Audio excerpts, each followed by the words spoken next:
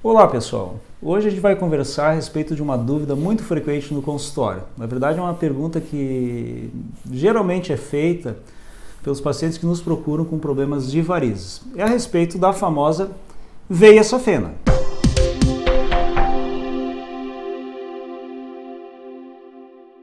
O que é a veia safena?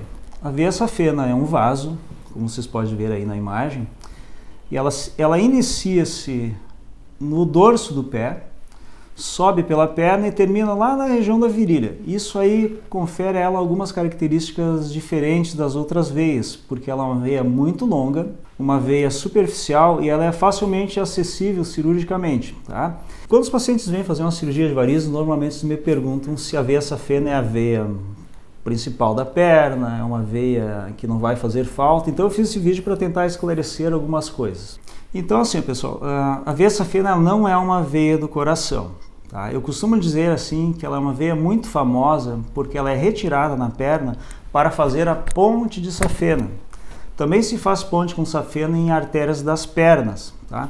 Por isso ficou essa ideia de que ela fosse uma veia do coração, mas ela é uma veia da perna. Tá?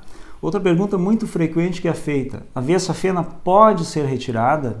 Ela vai fazer falta? Quando nós indicamos uma cirurgia de varizes, sempre vem aquela questão. Muitas vezes precisa ser retirado, precisa ser mexido na veia safena. E os pacientes perguntam: ela pode ser retirada? Ela é uma veia do coração? Ela vai fazer falta?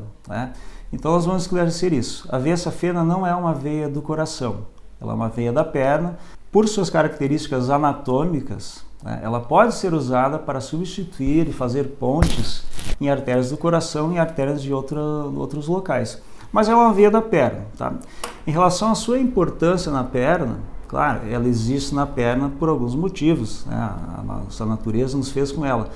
Mas assim, todo o sistema venoso superficial, que engloba o sistema das veias safenas e todas as varizes, as veias que nós enxergamos, carrega em torno de 20% do sangue das pernas. E o sistema venoso profundo, que são vasos que estão lá dentro, perto dos músculos, levam cerca de 80% do sangue. Então, é perfeitamente possível que seja retirada a veia safena sem nós termos problema de circulação, vamos dizer, falta de circulação pela retirada da veia safena.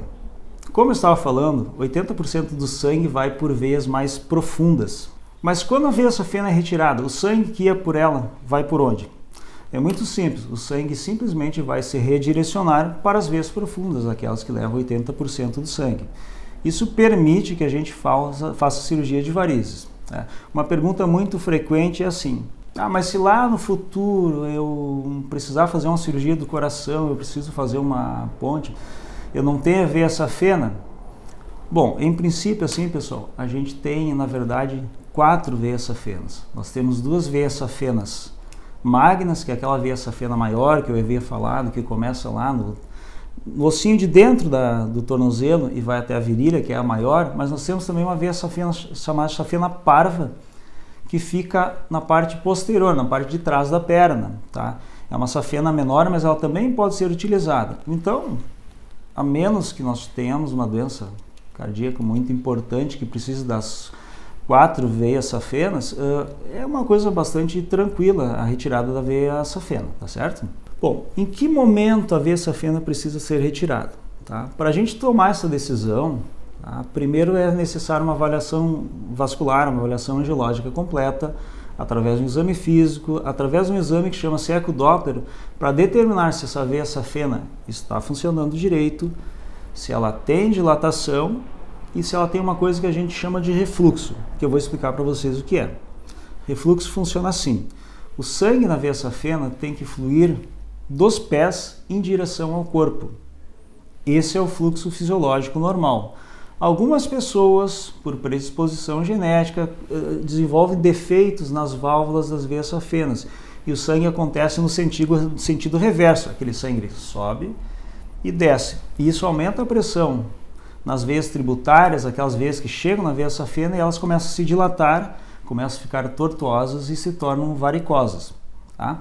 Quando a veia safena tem esses problemas de dilatação, de insuficiência, elas começam a causar varizes e também causar sintomas nos pacientes, que é aquela dor, aquele peso, cansaço, podemos ter manchas nas pernas e até mesmo o sintoma mais grave da insuficiência venosa, que é a formação da úlcera vascular. Aquelas úlceras, principalmente a nível de tornozelo, que às vezes são de difícil tratamento e muitas vezes a resolução da úlcera passa pela cirurgia da veia safena. E como tratar a veia safena? Há um bom tempo atrás, nós tínhamos somente um método para tratar a veia safena, que era a safenectomia interna radical, que é a cirurgia tradicional, que talvez vocês já tenham visto, algum vizinho, algum amigo, vocês mesmos tenham sido submetidos a ela, que é aquela cirurgia onde se retira, na verdade se arranca toda a veia safena. É feita um corte lá na virilha, um corte lá no tornozelo ou próximo ao joelho, e a veia safena é retirada de cima a baixo. Tá? Isso por muito tempo foi a cirurgia padrão e é também a cirurgia contra a qual todos os outros métodos atuais são comparados. Mas atualmente nós temos algumas opções em relação à veia safena. Em primeiro lugar, nem toda cirurgia de varizes necessita da retirada da veia safena. Nós podemos ter varizes sem ter comprometimento de veias safenas. Nós podemos ter varizes com comprometimento de apenas segmentos da veia safena, que não necessitam necessariamente de que ela seja retirada. E nós temos novas tecnologias, ainda bem hoje em dia, que podem ajudar a tratar dessa forma. Existem duas técnicas, que são técnicas que nós chamamos de termoablação, que é a utilização do laser e também da radiofrequência. Na verdade, ao invés da veia safena ser retirada, é colocada um catéter, um fiozinho ou uma fibra ótica dentro da veia safena e ele vai entregar energia na veia safena e vai fazer com que ela seque, vamos dizer assim. A veia safena ela sofre uma cauterização por dentro e essa veia safena se fecha. Tá? Esses dois métodos eles têm uma eficácia muito próxima da cirurgia convencional. Então dá até para se dizer hoje em dia que sempre que possível são métodos que podem ser usados em relação à cirurgia convencional. Qual é a diferença? A diferença é o pós-operatório. Uma safenectomia com extração da veia safena geralmente ele é mais doloroso, ele é mais trabalhoso para o paciente, enquanto com uma termoablação ela é bastante confortável para o paciente. Né? Quando nós temos varizes muito grossas, muito calibrosas, essas sim precisam ser retiradas cirurgicamente. Tá? Existe um outro método que tem sido utilizado, que tem sido muito divulgado nas redes, nas mídias sociais, eu acho que vocês já devem ter visto, que é o método da microespuma, tá? que é o FOAM, que é o tratamento com espuma. Tá? Esse é um tratamento que até inclusive está padronizado no Sistema Único de Saúde, no SUS, para tratamento de varizes não estéticas. E é possível sim se tratar a veia safena através da microespuma. A questão desse tratamento é a taxa de sucesso.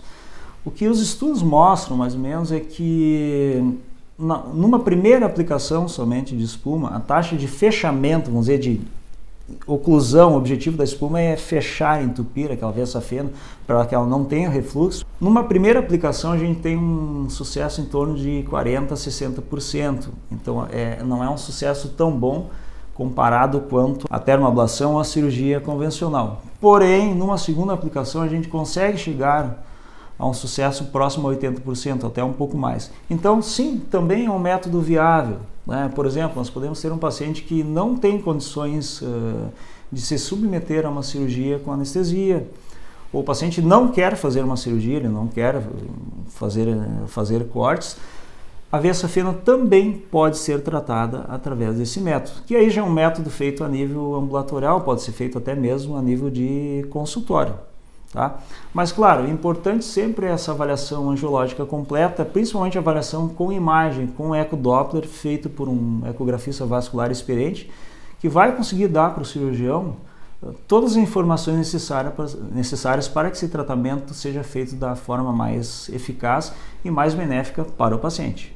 Bom, quando nós indicamos uma cirurgia de varizes com retirada ou não da veia safena, como a gente estava falando, muitos pacientes, principalmente pacientes femininas, têm junto essas pequenas varizes, aquelas aranhas vasculares, nós chamamos de telangiectasias, tá? Mas popularmente nós chamamos de varicose, microvarizes, aranhas vasculares, que são aqueles vasinhos que causam bastante prejuízo estético, embora podem causar sintomas também.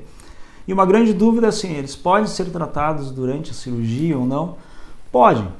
Atualmente existe um conceito que a gente chama de escleroterapia ampliada, em que se faz o procedimento cirúrgico padrão, retirando os trajetos às veias maiores, tratando a veia safena, se ela precisa ser retirada ou não, seja pelo método de termoablação, o método convencional, mas a gente pode sim secar essas pequenas veias durante o procedimento cirúrgico. Isso aí faz com que o paciente não tenha o desconforto das picadas que se faz ao nível de consultório, embora elas não sejam muito desconfortáveis assim, mas tem pessoas que têm fobia de agulha, então assim, também é um momento em que se pode fazer tanto o tratamento funcional para a correção das veias safenas, mas também o tratamento estético, né? Se você gostou desse vídeo, pode continuar seguindo nossas redes sociais, e também, se tiver alguma dúvida, deixa aqui no direct a sua dúvida que a gente responde, tá certo? Um grande abraço!